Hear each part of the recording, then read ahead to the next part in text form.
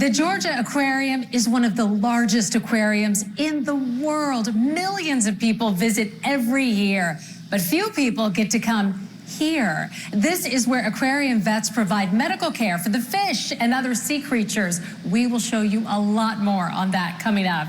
My colleague Fred Blankenship is also here at the aquarium. Linda, I'm at the very top of the aquarium. The public rarely gets to see this. It takes thousands of workers and volunteers to run this massive fish tank, and that's just one of the secrets we're revealing about the Georgia Aquarium.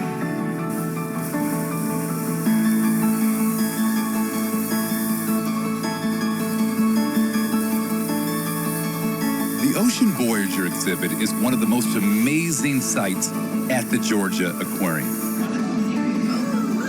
Visitors just love getting up close to the whale sharks, manta rays, and other fish. Did you ever wonder what the top of this exhibit looks like? Here it is, nearly as long as a football field, and it doesn't take long before you see those whale sharks. The sheer power of that whale shark, which is the size of basically the bus that my kids ride on every single day, is mesmerizing. The whale sharks have a more practical reason for swimming to the top of Ocean Voyager. This is where they are fed. Candace Latini allowed me to come along with her for this day's feeding. There's more than 6 million gallons of water in this exhibit. I had one question for her. I'm not gonna fall in, am I? No, that's the plan anyway. We're gonna keep you securely inside the boat. We climb into a small boat, which is clipped onto the ropes so that we don't tip over. The whale shark's food is in the clear bin. Candace uses the long pole with the red ladle to scoop up the food and feed our whale shark, Yushan. He's actually what we are calling targeting. Right. So he's going to follow the ladle. That's kind of his target to follow, and that will move him around where we need him to go. Right. Candace, this is amazing. Yushan's mouth is huge. It's about 4 feet. Wow. What's really cool about whale sharks is people see their massive mouths and they think that, they could swallow a person whole or one of these big fish. Right. But really, their throat's only about the size of a quarter to maybe the size of a grapefruit, so it's very small. Really? So they can only eat really small prey items. Yushan is one of 4 whale sharks. They each get fed 3 times a day, eating more than 100 pounds of food daily. He's not even halfway grown. I mean, he's still considered a juvenile, so Yushan's very, very young, and he's got a lot of growing still to do. All right, bud. The food for the whale sharks and all of the animals at the Georgia Aquarium is prepared right here.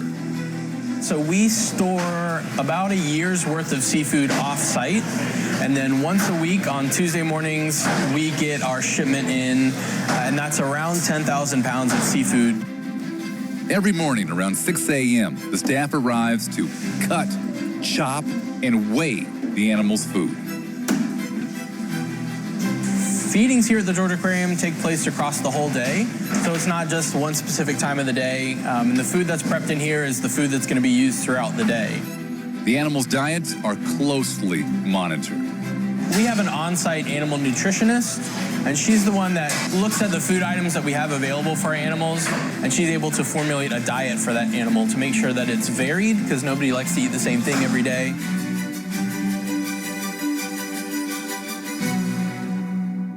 And if feeding the whale sharks wasn't cool enough, now we have a chance to feed the sea lions. Ooh.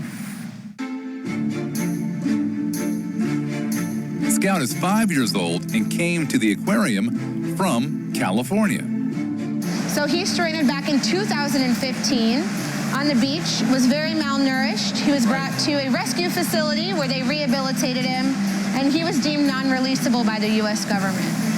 What don't people know about sea lions and about Scout? One of the things is that's really unique to sea lions are their whiskers. Their whiskers are really cool because unlike a cat or a dog, they have nerve endings and muscles attached to them. Right. And their whiskers are actually called vibrissae, so they feel for the vibrations in the water. So that's one of the ways that they can help find food. So how much does Scout normally eat? So sea lions will typically eat 5 to 8% of their body weight. Okay. So for Scout, right now he's getting about 15 pounds of food a day. Katrina told me she spends up to 10 hours a day with the sea lions. What have you learned, Katrina, from working with Scout here and other sea lions at the Georgia Aquarium? I learn so much from them, probably more than they learn from me. Oh, yeah. Yeah, they're amazing animals, and it just really makes me compassionate, and I just love them. You're so cute. Let's go bye, Scout! Bye-bye, Scout!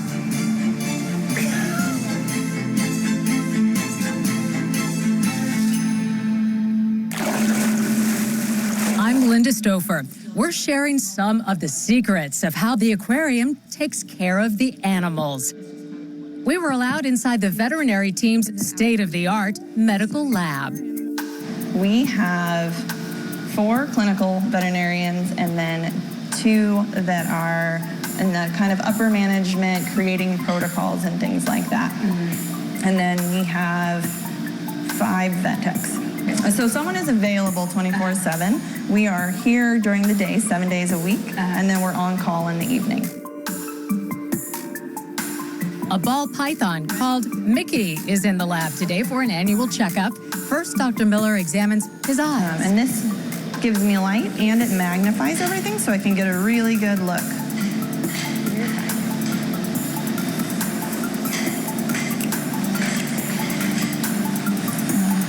Look at the other side.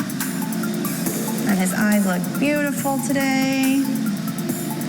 Mickey squirmed when Dr. Miller tried to look inside its mouth. This is the part you like the least. We're gonna open up his mouth so that we can see inside. You good? Now I just kind of gently get it open. I can get a look at what his mucosa looks like and like his esophagus and trachea and all of those things.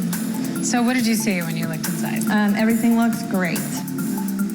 The veterinary team's work goes way beyond this lab. We have a really strong research department and we get involved with health assessments and care of animals in the wild to make sure that we learn the most about them, and that way we can provide even better care to the animals here in our collection. Keeping the aquarium animals healthy also involves strict monitoring of their water.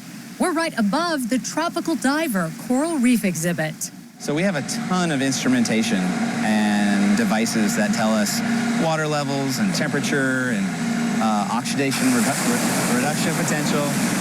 And then you can, every morning you can walk and see these animals and you can know how happy or how well they're thriving, their colors. It's a science, I guess. Tell me what we just heard and felt. I mean, you can feel the spray when you're up here. Right. So we just felt what is our wave. It's our wave machine that rolls across the top of the reef, and it moves about 4,000, 8,000 gallons per minute. And it synthesizes the wave that would crash on top of the barrier reef, what you would see in nature. And what are you looking for when you look in there? I'm looking for anything floating in the water, particulates, or maybe the water is off color, or if there's microbubbles. Since we do have to pump all of the water out of the exhibit and then let it flow back in, we have to worry about microbubbles, so we want to keep those away from the animals. So you're constantly adjusting. Just constantly adjusting, constantly monitoring. Tell me about all these pipes. Next, John took me to the bottom of the aquarium, right under the Ocean Voyager exhibit. Gigantic water pipes and pumps crisscross the room. And this is the heart and soul of Ocean Voyager, which is our whale shark and manta ray exhibit. So we process 6.3 million gallons in about 59 minutes in this room. Wow. All the water goes through here and goes back out again. And goes back out again every hour. Okay. And check out these huge bags of sea salt. Each bag weighs about 2,200 pounds. John told me almost 100% of the water in the aquarium is recycled. So one of the things that's very special about the Georgia Aquarium is that we do not only focus on the quality of the water for the animals, but then also the clarity for the guests. So you're able to see 300 feet into an exhibit to see whale sharks and manta rays and Napoleon wrasses. All of the water systems and all of the animals are watched every minute, every day from this security office. On one of the monitors, we could see the beluga whales. So the belugas, you're mainly looking for water levels.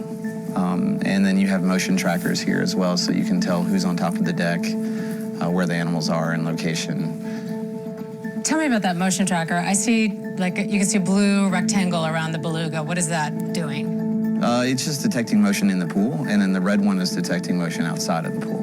And what does it look like to you right now? It looks good. I mean, everything looks fine. The life support system staff not only watches the animals on monitors, they are constantly inspecting the exhibits throughout the aquarium. Do you ever get a call in the middle of the night? All the time. What does that sound like? It's pretty easy. It's usually benign. It's usually something like this piece of equipment is not performing at what it's supposed to be, so then you have to instruct some people to either go to another piece of equipment because we have a lot of redundancy here. But that's nothing crazy. I'm Wendy Corona. One of the secrets of the Georgia Aquarium is all of the volunteers, like the divers, who help to make the experience a special one for all who visit. Volunteers play a crucial role here at the Georgia Aquarium, from helping guests to behind the scenes. Volunteers of all ages provide valuable support.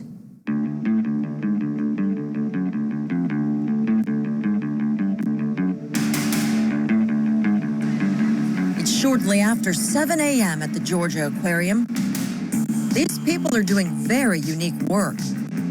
It requires diving suits, scuba tanks, air hoses, fins, and goggles. They're members of the aquarium's volunteer diving team. We have about 110 volunteer divers here. Jonathan explained some of the intensive training divers must undergo. We invite you to our swim and dive evaluation. From there, you have to, perform certain skills, swimming and diving, to make sure that you're able to get in and be comfortable in the water. I imagine that this is probably one of the cooler volunteer experiences that people could have. I would have to agree. We have our volunteers. They come from all walks of life, from the scientific world and the financial world. They all come together for this one mission, is to take care of our animals and their habitats. After getting briefed on their assignments and reviewing safety procedures, the volunteer divers drop into the massive Ocean Voyager exhibit. There's plenty of work for them to do. They clean those huge acrylic windows, feed some of the animals, and remove algae and other debris from the rocks. As you see them scrubbing away, you do notice a lot of the sand that's flying off of those rocks, so this work truly is necessary. The divers spend about an hour underwater. We are on the dry side of the aquatic tunnel, but back over here you see the underwater videographers. They're getting video of everything that's going on right now with all of the volunteers doing their job.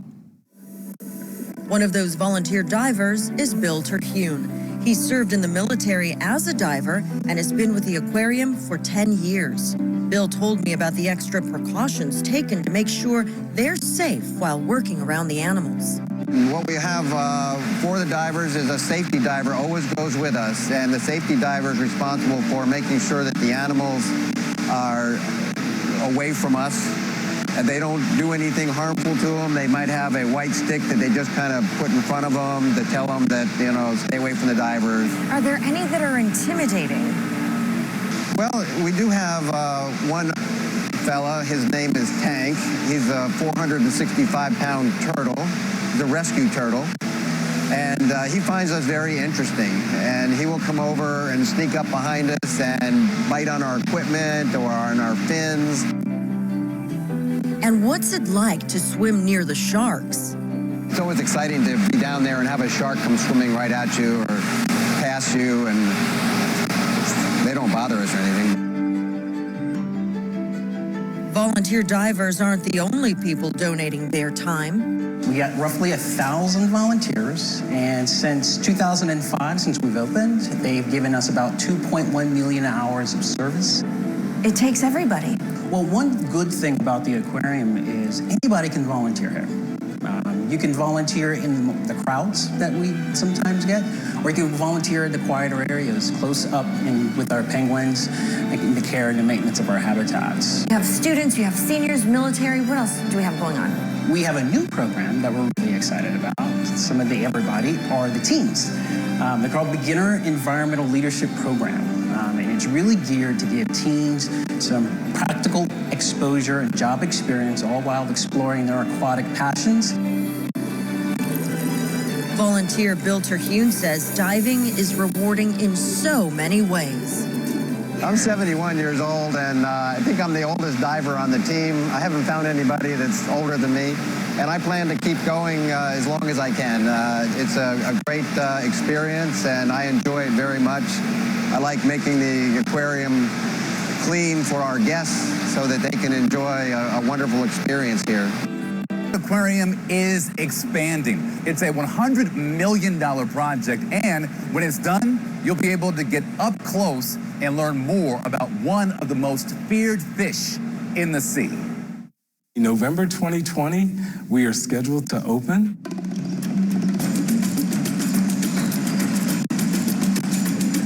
These crews are building a new home for the aquarium's newest resident, sharks. There's going to be opportunities for you to get closer than you can ever imagine. How close? Check out this animation of what the completed shark exhibit is expected to look like. There are several species of sharks.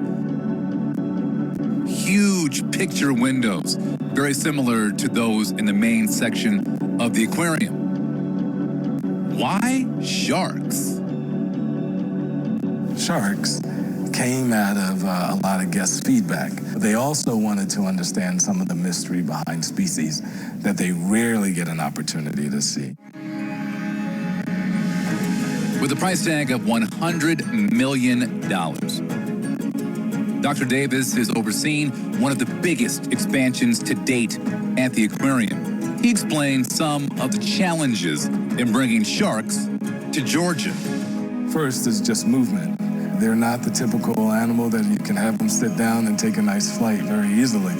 So our team is well-versed and well-trained in being able to move sharks to and fro.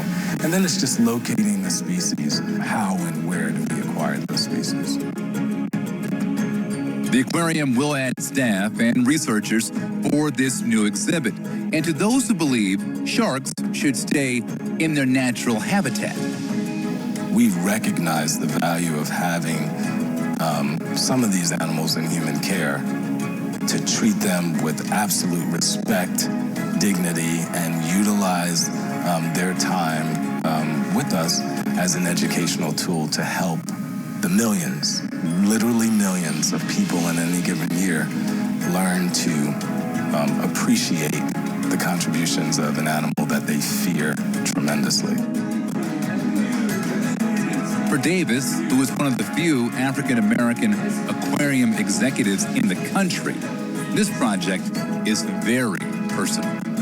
At this particular juncture, being able to have a role in shaping the future and the direction of the organization, never would have imagined it. But I am so thankful I have this opportunity.